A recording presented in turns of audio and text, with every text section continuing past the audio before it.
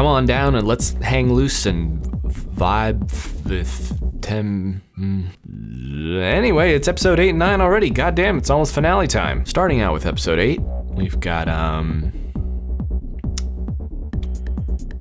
So moving on to episode 9, okay, all right. Obviously, it was just a Cobell-centered episode. Not a lot happened in the scheme of things. Basically, it felt like the episode had 2 goals it needed to achieve, and it did that basically in the last 5 minutes. The first of which being the reveal that Cobell was the one who invented Severance. Mine! My designs! Overtime contingency, Glasgow block, all of it! And sticking it to this fucking idiot. And the second being just to show that she is now going to team up with Mark and Devin, which I gotta say, badass ending to an episode.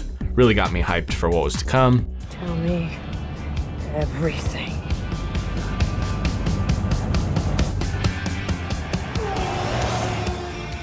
They do touch on one other thing that we talked about with season 1, where Lumon seems to effectively create towns and then kind of let them die. Perhaps Lumon plans to abandon Kier, much like it abandoned this town, and that's why we have lines like this. The neighborhood never really filled up, So jumping into episode 9, the hype that was promised in the last episode seems to be paying off. This was my favorite episode this season. I'm digging this Severance birthing retreat heist. We got Helly doing some shit, we got Dylan getting fed up and finally maybe gonna do some shit. This line from Helly, they convinced you to turn your back on him for some Outie woman you don't even know.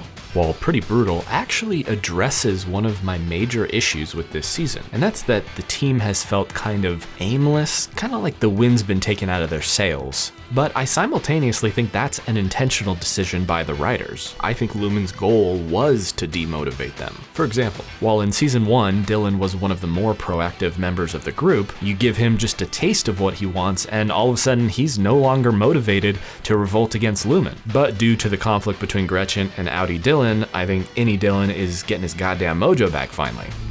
Fuck this place. They've also explicitly raised this point here that's been raised more vaguely in the past about what is the difference between the Innie and the Outie version of any given person. And if we're so different from our Outies, then how come we couldn't tell when you were gone? Dylan roasts Helly for being Helena and questions if she is actually any different, which got me thinking more about something we've talked about in the past with regards to Helena not being such a bad person deep down, and I tried applying that logic to all of the characters. And I think I realized that one way of looking at it is that each character is the same as their Outie minus one feature. Mark is his Outie minus ever having met Gemma, so he's not sad that she's gone. Helly is Helena minus ever having been raised by a fucking douchebag. Fetid moppet. So she's not an asshole. Dylan is his Outie who always wanted a family minus the experience of actually having that family, so he sees Gretchen and that life through rose-colored glasses without the years of hard work that it took to achieve it and becoming burnt out along the way. And lastly, Irving is an interesting case because on the outside, he seems skeptical of everything. But on the inside, at least in season 1, he believes everything Lumon tells him without question. So he's the same person minus having ever been given a reason to be skeptical. That's where his coworkers come in and they open his mind to what's really going on. But before that, I think he was happy because the Kier religion felt right to him. He wants the world to be good and make sense, which is why, once the illusion has been shattered for him, he won't let anything go until it does. And his Outie is the very same way, hence why Lumon felt the need to send him away to live on a farm. Anyway, moving on, Milchick is really making me feel stuff, man. Eat shit. I've always theorized that Helena, Cobell, and Milchick would all be redeemed, but this episode seems to be making real strides in that direction. I mean, work is just work, right?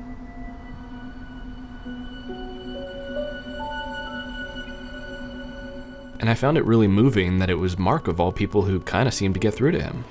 And goddamn, this ending was badass. I felt more like I was watching Severance than I have for this entire season. Also, Jen Tulloch's performance here is so good that you can tell she's talking to Mark S. just by the way she smiles and delivers this line. Hey, Mark. But anyway, I'm looking forward to the finale. Are you? Maybe you're not gonna watch it. Tell me in the comments if you're gonna stop watching after episode 9 out of 10.